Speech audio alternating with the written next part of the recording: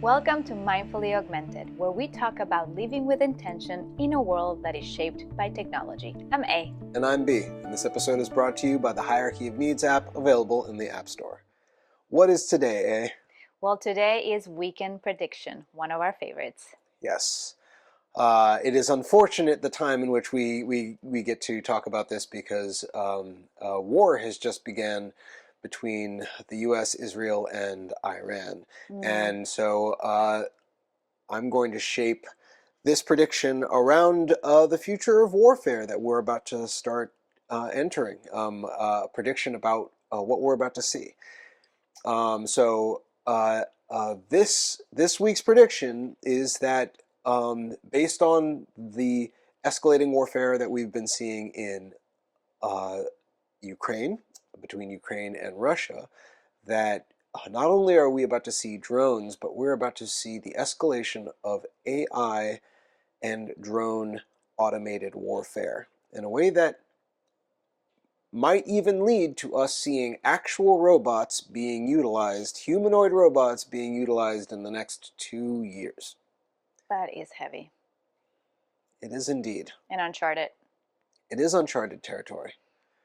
So this is the world of warfare that we're entering because this is the age of technology that we've been playing in. Yeah.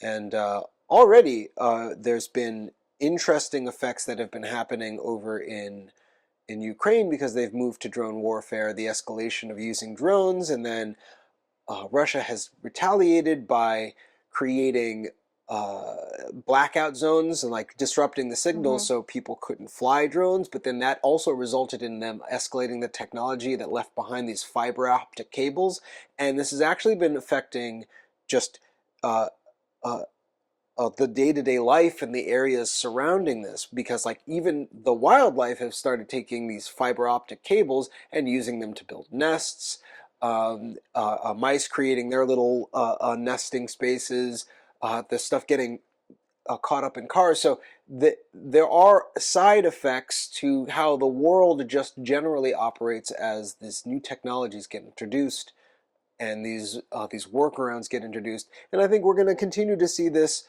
happen and evolve as we step into this uncharted territory.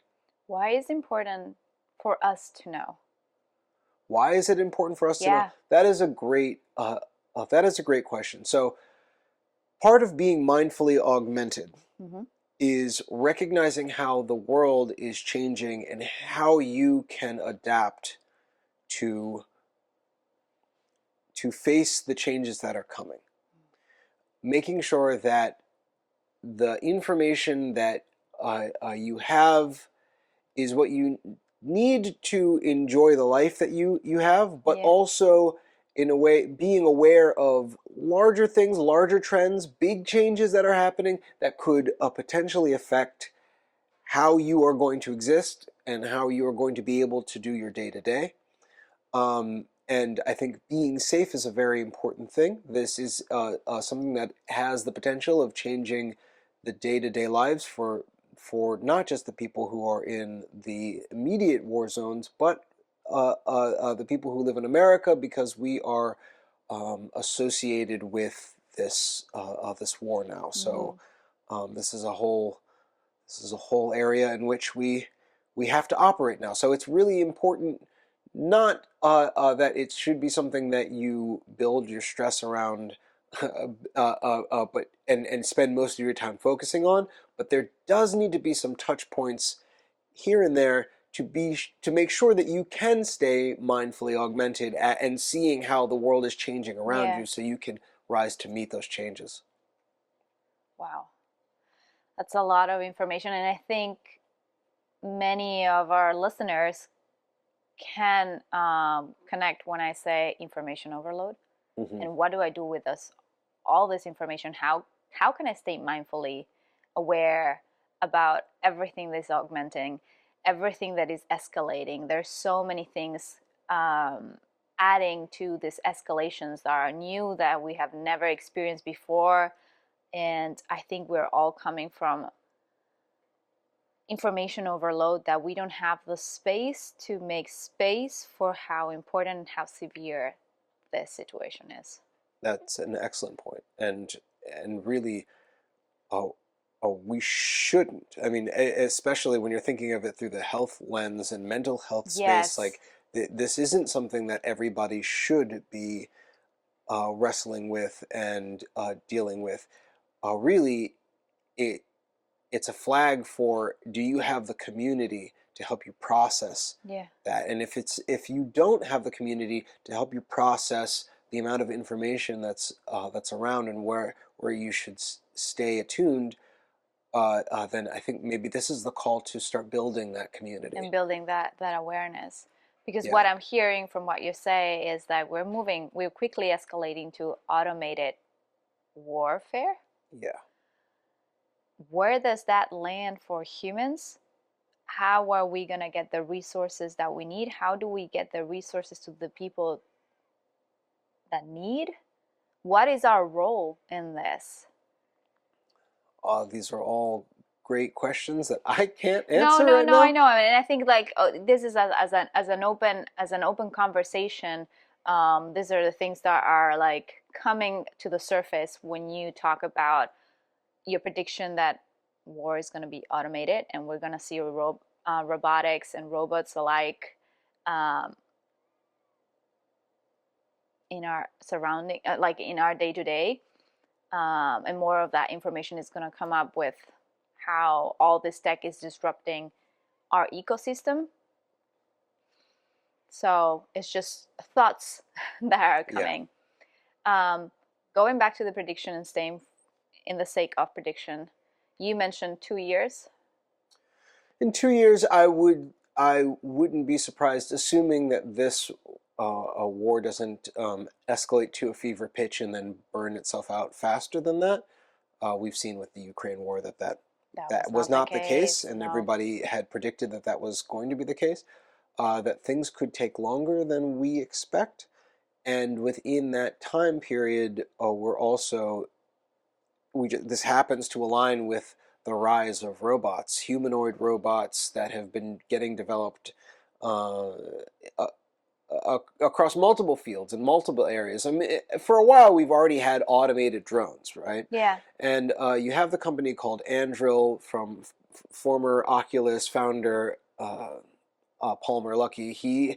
His focus is on automation Mm-hmm. in warfare. Mm-hmm. Uh, but when it comes to just this alignment of the time that this war is happening and the escalation of robotics, it just seems that the money for the warfare is going to uh, go to the areas that would potentially give people edges, give a side an edge, and uh, a robot in a space that can do something that humans can't is a likely space to get funded. It's a Mm-hmm. likely space to um, get some jobs done that I don't necessarily condone the use of, or suggest that that's a good direction for humans to go, but I can see how people will see value in that. And so if it's something that I can see it could be done now and it's available Right. now, in 2 years with the right funding and the right incentive for people to use it, I can see It's a how very that. probable path. Exactly. Is there a country that is excelling at this in robotic creation For for warfare, yeah. I would argue the most funding for robotic warfare is happening within the United States. Mm. So it would not be surprising if we are the first to activate. I mean, we have been in other instances the first to activate Yeah. automated capability within these spaces and within warlike situations. And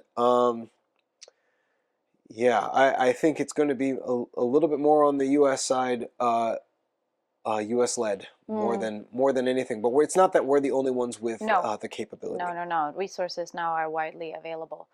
Um, the responsibility is huge. Yeah. It's huge, and I can only think that our biggest mission is to continue developing emotional intelligence as fast as possible 100%. because this way of living is unsustainable for humankind. 100%. And I think maybe to your question, your first question, this is really why it's important, because all of these situations that are having devastating effects on our planet, on our culture, on people, on humanity, and on our environment, it stems from a lack of emotional intelligence, self-awareness, and just generally people's needs being met. And we're reflecting more and more the enemies that we made more than the people that we want to be. Yeah. So I think the most important thing to recognize is like that these things are happening in a direction that you probably don't want to go.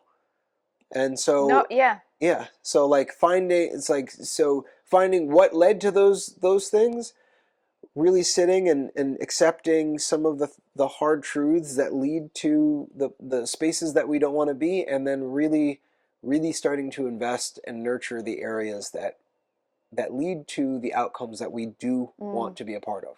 Yeah. I know it's not the most cheerful episode, but I think part of being mindfully augmented and being mindfully aware is bringing in these conversations and continue to explore these conversations. Yeah, I agree. I do want to keep it considerably infrequent.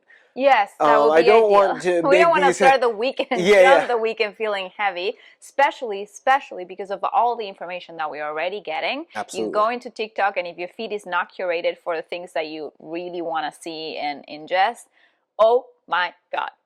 Yeah, yes, absolutely. However, it is important to every now and then just because consider. this is other people's realities, and other people's realities is also, we are globally connected and interlinked, so we cannot pretend that things are not happening and sweep things under the rug and go on our merry way. Absolutely. At least I can't, you can't. And a fair amount of other people can't exactly. As well. Yes. So, yeah, this is our heaviest episode yet. And this heaviest episode yet was brought to you by the Hierarchy of Needs app, available in the App Store today. Thank you for your time. You're welcome. It's always a pleasure talking with you. Ditto. Until next time. Hey! See you soon.